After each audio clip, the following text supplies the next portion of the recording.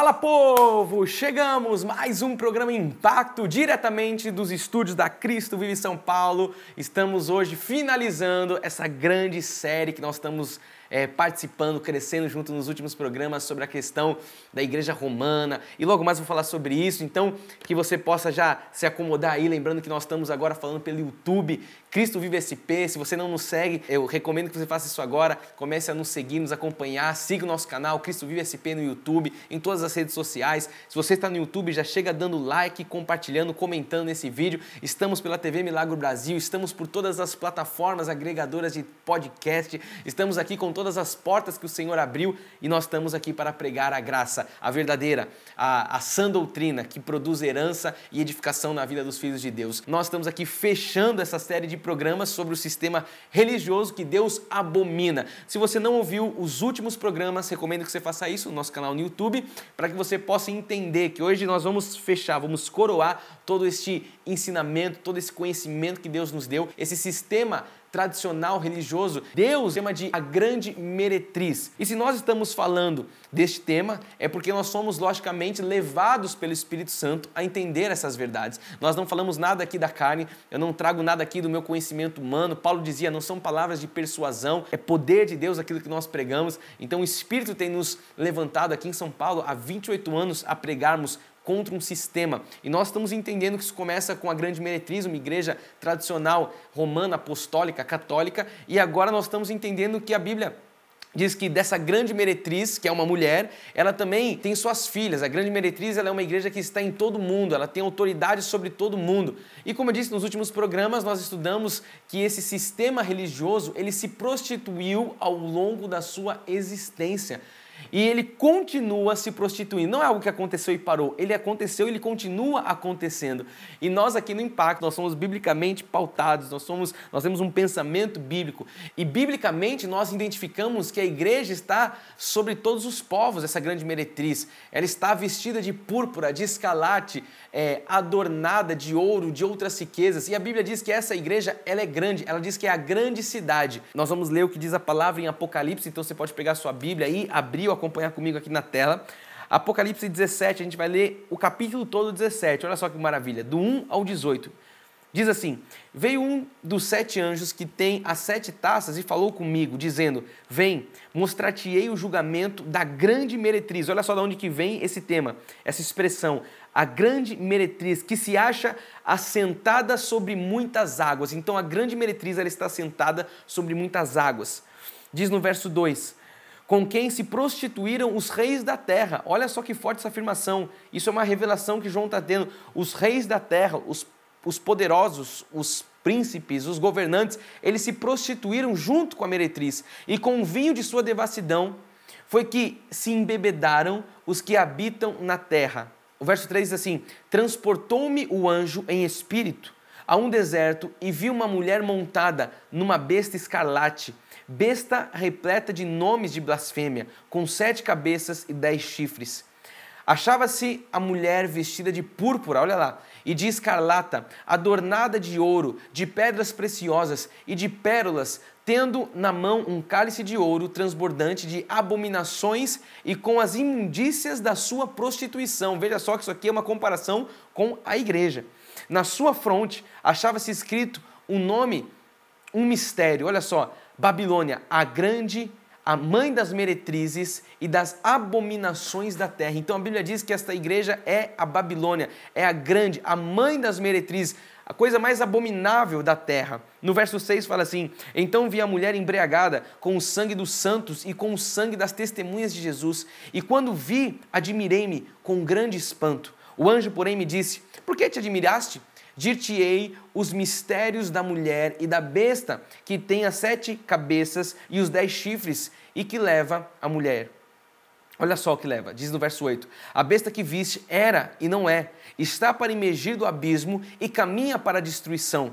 e aqueles que habitam sobre a terra, cujos nomes não foram escritos. Então não tenha medo, que isso aqui não é para mim nem para você. Existe um povo que não é o povo eleito, diz aqui que é outra semente, cujos nomes não foram escritos no livro da vida desde a fundação do mundo. Esses se admirarão vendo a besta que era e não é, mas aparecerá. Então tem um povo aqui que é o filho do diabo que vai se admirar. Nós não, porque os nossos nomes estão arrolados, foram escritos no livro da vida desde antes da fundação do mundo. Nós somos povo eleito, predestinados em amor para a salvação, mas tem um povo que não, esses que não tiveram os nomes escritos no livro da vida. No verso 9 diz, aqui está o sentido.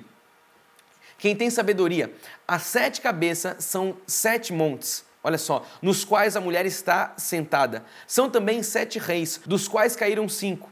Um existe e o outro ainda não chegou. E quando chegar, tem de durar pouco. Verso 11, e a besta, que era e não é, também é ele, o 8º rei, e procede do 7, e caminha para a destruição. Os 10 chifres que viste são 10 reis, olha só a revelação aqui, os quais ainda não receberam reino, mas recebem autoridade como reis, com a besta durante 1 hora. Verso 13, tem estes um só pensamento e oferecem à besta o poder e autoridade que possuem. Pelejarão contra Jesus, o Cordeiro, e o Cordeiro, aqui está a sentença, o Cordeiro os vencerá, pois é o Senhor de senhores e Rei de reis. Ele é o verdadeiro. Nós vimos no programa passado, não é Maria, não é a rainha dos céus. Ele é o Rei de reis, ele é o Cordeiro que vencerá. Já está decretado, a sentença já foi dada. Vencerão também os chamados eleitos e fiéis que se acham com ele. Nós somos esses, os chamados eleitos, que estamos com Deus, com o Cordeiro. Nós também somos mais que vencedores, isso é uma lei de imputação. Ao vencedor diz, né, dar-te-ei a coroa da vida. Nós somos esses, mais que vencedores. O verso 15 diz assim, falou-me ainda, as águas que viste, onde a meretriz está sentada, são povos, multidões, nações e línguas. É uma igreja que domina sobre povos, sobre nações. Verso 16, estamos indo para o final. Os 10 chifres que viste e a besta, esses odiarão a meretriz e a farão devastada e despojada, e lhe comerão as carnes e a consumirão no fogo, porque em seu coração incutiu Deus que realizem o seu pensamento, o executem a uma e deem à besta o reino que possuem, até que se cumpram as palavras de Deus. Ele vai fechar no 18 dizendo, a mulher que viste é a grande cidade que domina sobre os reis da terra. Então aqui nós podemos entender claramente que esse sistema religioso começa onde? Começa em Roma.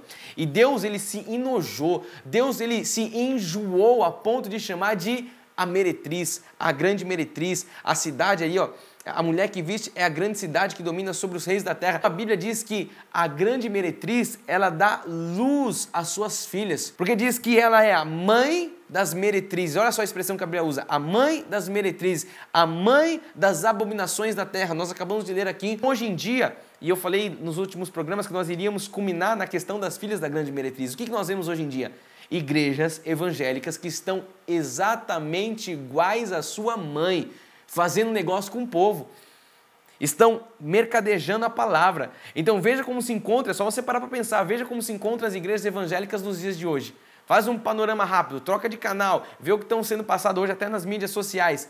Sabe, em lugar de ensinar o povo a semear o seu dízimo, em lugar de ensinar o povo a contribuir com as suas ofertas alçadas, ofertas voluntárias, que a Bíblia diz, e nós sabemos que essa é a vontade de Deus para o seu povo, como Deus determinou para os seus filhos, elas estão vendendo o nome de Deus, elas estão fazendo correntes de sorte, elas fazem desafios grandiosos ligados ao dinheiro, estão obrigando o povo a... Logicamente que o povo que não tem conhecimento, estão obrigando esse povo a cumprirem coisas que não estão na Bíblia, dogmas, ensinos, filosofias, ensinos de demônios, estão ensinando o povo contra a palavra, a venderem os seus bens, a pegar todo o seu dinheiro e doarem para a denominação. Isso é um mercado. Essas são as atitudes das filhas da grande meretriz. Então a grande meretriz, ela se perverteu e ela continua se pervertendo e agora ela tem as suas filhas. E o que a gente vê hoje, quando a gente fala de religião, a gente vê o espiritismo com as suas seitas, que também surgiu e se instalou por conta do catolicismo, com a vinda dos escravos da África, houve o que? A necessidade de escamotear, de disfarçar as verdades. E hoje criou-se o famoso sincretismo, a mistura de crenças.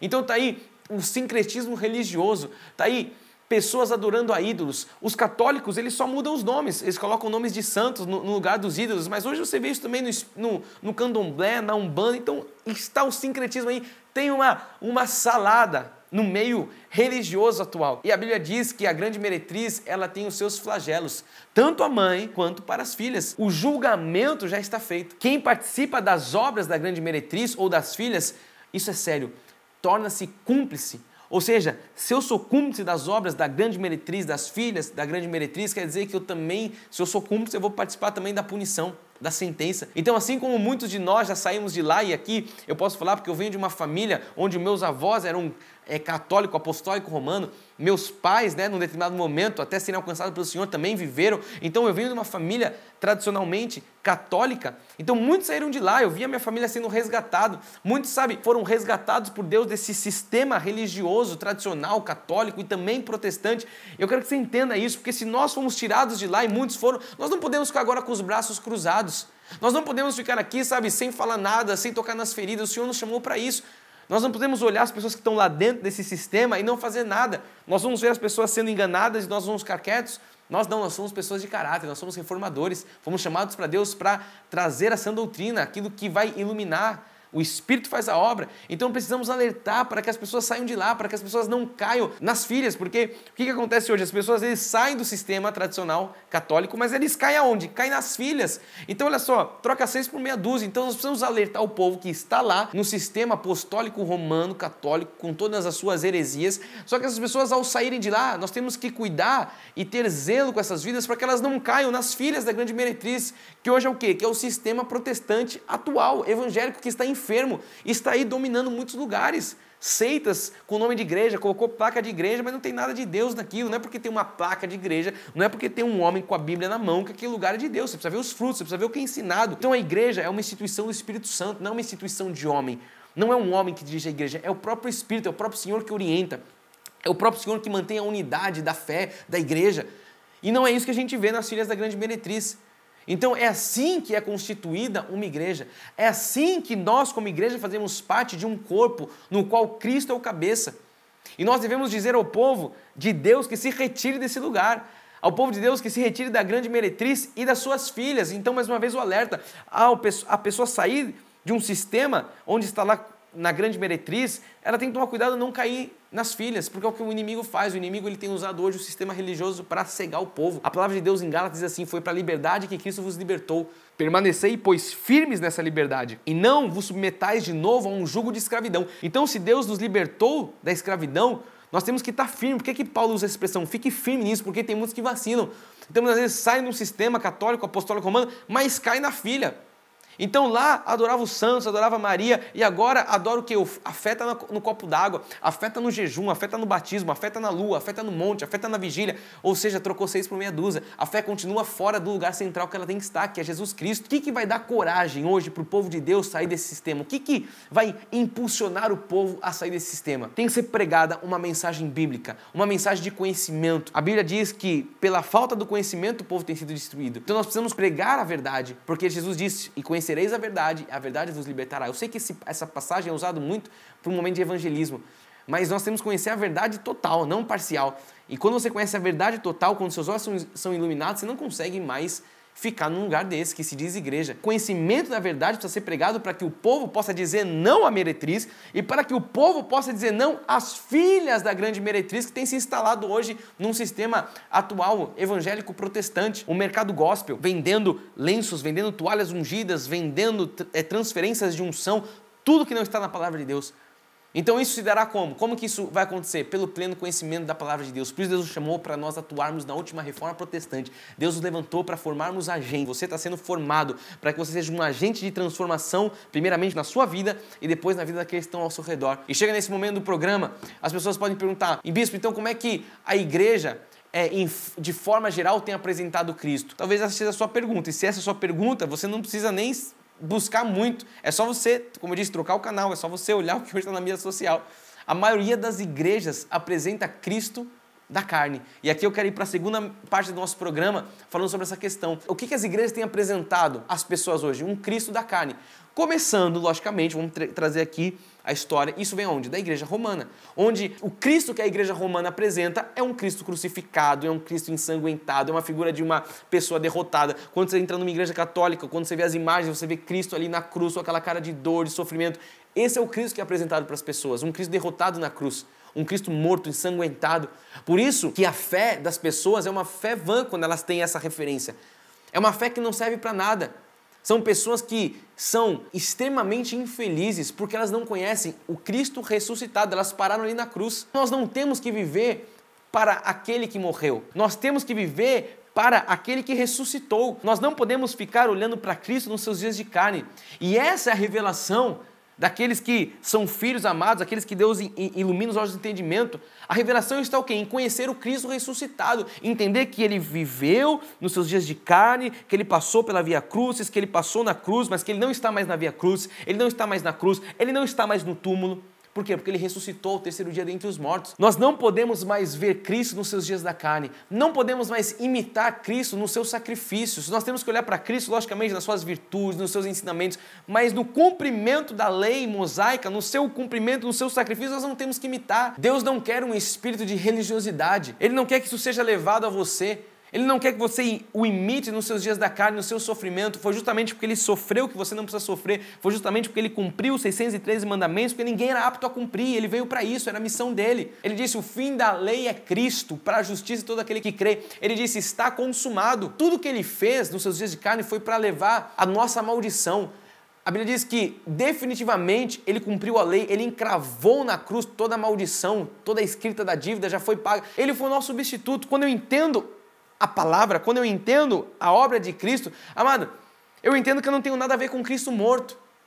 Eu não tenho mais que ficar apegado. Eu não fico mais substituindo as coisas pelos sacrifícios, porque eu entendo que isso já foi feito. Então, nós já pregamos isso muitas vezes e as pessoas precisam entender. Eu estou aqui mais uma vez ensinando você. Talvez seja a primeira vez que você está ouvindo isso. E graças a Deus, porque é o tempo de Deus para você ser desperto desse sono. A palavra de Deus diz, acorda tu que dormes, desperta, levanta dentre os mortos e Cristo te iluminará. Cristo está te iluminando hoje. Então, o espírito de religiosidade, ele tem o fundamento que em sacrifícios. O espírito de religiosidade, ele tem um fundamento em querer imitar o Cristo da carne. Só que isso aborrece a Deus. Por quê? Porque Deus não quer que ninguém o imite na cruz, nos seus dias da carne, maltratado, sendo sofrido. Foi justamente para isso que ele veio. Para que nós não precisássemos pagar o preço. A Bíblia diz assim, foi por uma só oferta que todos nós, os filhos, foram aperfeiçoados. Então, se uma só oferta, um só sacrifício me aperfeiçoou, o que eu vou fazer hoje que vai trazer mais perfeição? Qualquer sacrifício que eu e você façamos não é comparado ao sacrifício de Cristo na cruz. Então, quando alguém fala, não, você tem que pagar o preço, você tem que se sacrificar, essa pessoa está invalidando todo o sacrifício de Cristo. Essa pessoa está invalidando toda a obra da cruz, está falando, olha, o sacrifício de Jesus não foi bom o suficiente, então agora eu vou ter que aperfeiçoar isso. Quando a Bíblia diz que foi só uma oferta, foi só um sacrifício, todos nós fomos aperfeiçoados. A atitude que Cristo ressuscitado espera de mim, de você, de todos nós, é o que? Uma atitude que nos dê autoridade. Sabe, pessoas satisfeitas, pessoas vivendo uma vida vitoriosa, pessoas vivendo por cabeça e não por cauda, pessoas que são chamadas, como diz o apóstolo Paulo, para viverem sempre em triunfo. É isso que Deus espera. Por quê? Porque agora nós somos mais que vencedores. Estamos assentados com Cristo nas regiões celestiais. Olha só que coisa maravilhosa. Então você precisa ter isso claro no seu coração, porque enquanto você não tem essas verdades, você vai viver segundo o Cristo morto, segundo o Cristo nos seus dias da carne, e nós não temos que imitá-lo nos seus dias da carne. Ah, não, mas Cristo pagou o preço, tem que pagar. Ué, Cristo também colocou uma coroa de espinho. Você não vê o povo aí fazendo o culto da coroa de espinho. Eu não estou falando de uma coroa de espinho de estimação, de um brinde. Colocando a coroa de espinho como Cristo pôs. Cristo se batizou, Cristo fez isso, eu vou ter que fazer. Amado, não é porque Cristo fez que você vai ter que fazer, Cristo também foi circuncidado. Você não vê o povo hoje lá, os homens indo lá circuncidar, o culto da circuncisão, venham aqui os homens que nós vamos... Não, Cristo foi cuspido, você não vê, vem aqui que a gente vai ser cuspido. Então as pessoas não entendem as coisas e elas ficam buscando algo parcial da palavra. Eu quero que você veja comigo, acompanhe, você está no impacto aqui, você tem um lugar de revelação. Romanos 7,4, o apóstolo Paulo escrevendo, ele fala assim, para você entender que isso aqui não é algo meu, algo humano, olha só. No verso 4 de Romanos 7 ele fala, assim, meus irmãos, também vós, olha isso aqui que forte, também vós, ou seja, nós, morrestes relativamente à lei, nós morremos à lei. Por quê? Porque Cristo já encravou a lei por meio do corpo de Cristo. Então, na cruz, ele estava encravando a lei, ele estava vencendo, ele estava despojando principados, potestades que ele expôs publicamente. Para que tudo isso aconteceu? Olha o para que de tudo isso. Para pertencerdes a outro. Então, agora, isso tudo foi feito para que eu e você pertencemos a outro. Olha, então tem outro? Sim! Quem é esse outro? A saber, aquele que ressuscitou. Então, eu não tenho mais nada com a lei, porque eu morri relativamente à lei, às coisas da carne. No seu corpo, Cristo estava ali, cumprindo a lei. E agora eu e você pertencemos a um outro Cristo. Qual que é esse outro Cristo? Paulo mesmo fala, aquele que ressuscitou dentre os mortos, a fim de que frutifiquemos para Deus. Olha que coisa maravilhosa. Amado, quando você entende a graça de Deus, você se posiciona com autoridade. Você não é enganado por alguém que fica falando meia dúzia de balela, que fica, sabe, contando histórias. Ai, vem cá. Você conhece a palavra. Por isso que Deus está te revelando, por isso que esse programa é importante para que você expanda isso para outras pessoas. Você está lendo na palavra, estou te mostrando, nós agora pertencemos a um outro. Depois Paulo fala assim, se alguém conhece Cristo nos seus dias da carne, já não os conhecemos mais desse modo. Olha só, é só você entender ali, vai ler as epístolas de Paulo, você vai ver que é um filtro da Bíblia. Ele está ali trazendo a revelação da nova aliança, os mistérios que estavam ocultos. O Senhor revelou a Paulo, levou ele ao terceiro céu, falou coisas inefáveis, e ele traz, e agora ele implementa, ele prega, ele anuncia o quê? Aquilo que ele ouviu do Cristo ressuscitado. O ministério da reconciliação, ele fala, Pedro foi da circuncisão. Agora, Cristo me chamou porque eu sou agora da incircuncisão. Nós não somos judeus, nós não temos sangue israelita, nós somos gentios predestinados, é o que Paulo ensina. Então nós não temos nada com as coisas da carne, nós temos nada com o Cristo da carne, porque agora nós pertencemos a outro, a saber, quem? Aquele que ressuscitou dentre os mortos. Então nós não podemos mais estar agarrados ao marido que morreu. Eu não posso estar agarrado ao Cristo na cruz, o marido morto. Nós somos chamados para pertencer àquele que ressuscitou. Então dessa forma, o que Paulo disse? Que agora nós vamos frutificar para Deus. Você foi chamado para dar bons frutos. Você foi chamado para pertencer ao Cristo ressuscitado. Foi Ele que te chamou. E você só dará frutos para Deus quando você pertencer àquele que ressuscitou. Enquanto você estiver pertencendo ao Cristo da carne, ao ensanguentado, a toda dor da via cruz, tem que deixar isso de lado. Por quê? Porque agora nós pertencemos ao ressuscitado. E quando nós pertencemos ao ressuscitado, agora nós fomos chamados para dar frutos.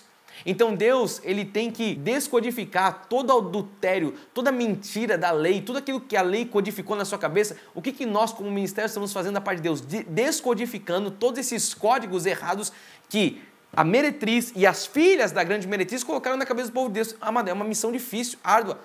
Nós estamos aqui lutando pela fé evangélica, como diz o apóstolo Paulo, juntos para isso. Porque você vê hoje os grandes ajuntamentos de pessoas, multidões, o quê? Para pagar o preço, com uma fotinho. Hoje você vê as marchas para Jesus, o que é isso?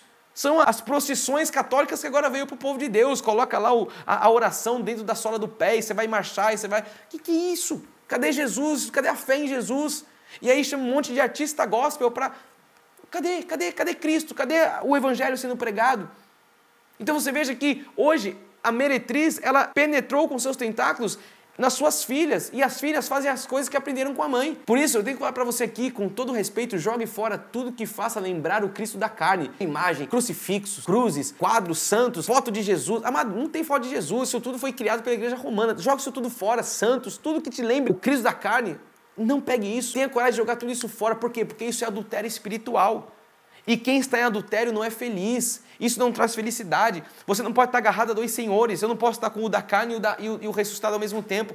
Isso é adultério espiritual. Nós precisamos do ressuscitado. Nós não precisamos dar cruz para nada. Você vê que no nosso ministério nós não usamos cruz, porque cruz é sinal de maldição. Maldito aquele que foi pendurado no madeiro. E hoje os crentes importaram também da igreja católica o crucifixo. Usam a cruzinha para falar... Amado, a obra que foi feita na cruz foi maravilhosa, mas aquele que era pregado na cruz era maldito.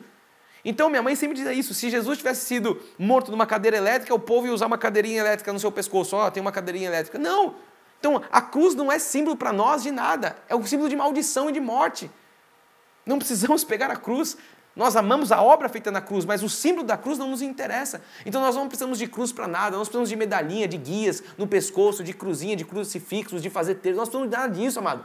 De terços, não precisamos de folhinhas de oração, nós somos a própria oração, nós somos, sabe, incenso suave do Senhor, nós pertencemos ao ressuscitado. Isso tudo é tirar o foco de Jesus, da centralidade do Evangelho. No lugar de você chorar, de você sofrer, o que nós dizemos biblicamente? Que nós estamos perfeitos em Cristo, porque essa é a verdade. Nós estamos perfeitos em Cristo, como diz Paulo, assentados juntamente com Cristo nas regiões celestiais. Nós nos gloriamos em Cristo. Nós somos sábios, nós somos justificados, redimidos, lavados, consertados. Nós somos salvos para todo sempre. Uma vez salvo, salvo para sempre.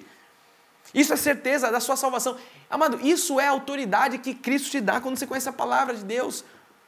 Isso aí é soberba. É soberba para você que não sabe quem você é em Cristo. Para quando você sabe a sua identidade em Cristo, você se posiciona dessa forma, porque é assim que Cristo te vê. Cristo te vê lavado, regenerado, puro, alvo mais do que a neve. Éramos como escarlate, como carmesim, não somos mais, porque o sangue dele nos deixa alvo como a neve. Por conta daquele sangue fomos purificados. Então na mensagem da graça há um poder, ao poder de Cristo, ao poder de Deus, do Senhor Jesus Cristo ressuscitado. E esse poder nos dá força, esse poder nos dá autoridade para nós vencermos. Nós caminhamos hoje como vencedores. Esse é o Espírito Santo de Deus. Esse é o verdadeiro posicionamento do crente regenerado de fato, nova criatura. E é o Espírito Santo de Deus que faz essa obra. Eu não tenho o poder de convencer você, meu amado. Só a palavra convence. Por isso aqui no nosso ministério nós temos Bíblia em toda reunião, em todos os nossos encontros, todos os nossos programas. Eu estou com a Bíblia aberta. Você está lendo, conferindo coisas espirituais com coisas espirituais. E essa obra quem faz é o Espírito. Aqui em São Paulo são 28 anos de pessoas que tiveram suas escamas tiradas. O véu foi tirado. E eu quero ir para o final desse programa, lendo com você, 2 Coríntios 11:3, que Paulo diz assim: mas receio, olha só o receio de Paulo, que assim como a serpente enganou a Eva com sua astúcia, assim também seja corrompida a vossa mente e se aparte da simplicidade e da pureza devidas a Cristo. Olha só então Paulo ele tinha esse receio, que assim como a serpente enganou Eva, que os crentes também fossem enganados, e esse eu faço dos receios de Paulo meu também, porque nós vemos isso hoje, os crentes sendo enganados. E Paulo falava, depois que eu partir, eu tenho receio que vocês sejam enganados para adorar um outro marido, para adorar o marido da carne, para adorar um outro Jesus, não ressuscitado. Adorar esse Jesus com jejuns, com sacrifícios, com obras da lei. Esse era o receio do apóstolo Paulo. O Cristo ressuscitado, ele nos dá repouso. Quando você conhece o Cristo, a sua alma descansa, dá repouso. Por quê? Porque nele tudo é por fé. Porque nesse Cristo ressuscitado, tudo é por graça. O justo viverá pela fé, é o que diz a palavra. Quem está em adultério, em dois senhores, tem que confessar e reconhecer que a sua fé não serve para nada, que é uma vida infeliz. Você já viu um homem adúltero feliz? Não é feliz. Está sempre, lutando para que a esposa não... Está em adultério. E esse é o adultério espiritual. É uma pessoa infeliz, que não faz nada, tudo é em vão. Nós somos casados com Cristo ressuscitado. Nós já deixamos os rudimentos de obras mortas. Hoje nós caminhamos para o que é perfeito. Hoje nós temos zelo com conhecimento, com entendimento. Hoje nós não aceitamos mais os enganos da serpente. Não aceitamos mais que a serpente nos engane. Não aceitamos mais que a serpente nos corrompa, porque nós sabemos quem nós somos em Cristo. E nós queremos quem? O outro Jesus, o ressuscitado. Porque nós somos chamados para servir o Cristo ressuscitado. Nós não fomos chamados para servir o Cristo crucificado, o Cristo dos seus dias da carne.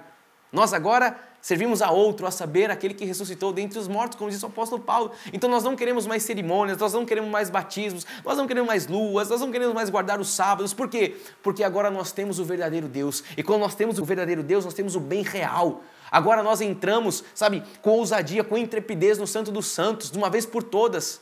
É a obra que Cristo fez. Então nós não entramos mais e vivemos mais de vigílias, de jejuns. Nós não vivemos mais para pagar o preço, para barganhar com Deus. Por quê? Porque nós não temos mais nada com isso, porque Ele cravou tudo isso na cruz. Nós não temos mais dívidas com Cristo. Por quê? Porque Ele pagou o preço. Ele nos livrou de uma vez por todas de toda dívida. E você precisa entender isso. A serpente, com sua astúcia, ela tem feito o povo olhar para o Cristo da carne. Olha só que coisa séria. Tem confundido o povo, assim como enganou Adão, assim como enganou Eva, tem enganado o povo, fazendo com que o povo olhe para o Cristo nos seus dias da carne. E hoje o povo vive então num adultério espiritual. E o povo está dentro das igrejas vivendo dessa forma, servindo a dois senhores. E é por isso que o sistema espiritual hoje também, por muitas vezes, está se prostituindo. Olha o que você vê hoje dentro dos púlpitos hoje da igreja. Os púlpitos são ocupados pela maçonaria, pela política. O que é isso? É uma prostituição. Cadê Jesus? Cadê o Senhor? Não, é maçom, é político, é conchavos, é barganha, é venda disso, venda daquilo, a fé na água, a fé no lenço, amado, nós precisamos fazer nos calar. Isso é uma prostituição. Isso é uma prostituição espiritual. E a Bíblia diz, dá a César o que é de César e dá a Deus o que é de Deus. Não podemos misturar as coisas. Então, no altar da nossa igreja, com todo respeito, não é qualquer um que prega. Por quê? Porque nós somos zelosos, nós temos entendimento, conhecimento da obra de Cristo na cruz. César não pode pregar no púlpito de uma igreja séria. Por quê? Porque esse púlpito é o altar de Deus, é do Cristo ressuscitado. Nós não trazemos nada do morto, porque nós entendemos que nós servimos agora o ressuscitado.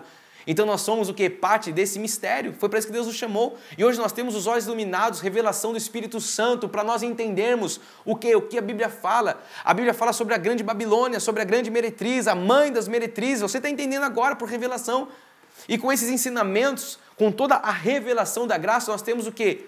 Que ouvir a voz de Deus e seguir a voz de Deus. E a voz de Deus, ela é expressa na palavra. Apocalipse 18:4, que diz assim: ouvi outra voz do céu dizendo: retirai-vos dela, povo meu, para não seres cúmplices dos seus pecados e para não participares dos seus flagelos. Para você não ser cúmplice dos pecados, mas não participar dos flagelos, você tem que sair desse lugar. Tanto da meretriz, da grande, quanto das filhas. Deus não quer que nós aceitemos um sistema adulterado.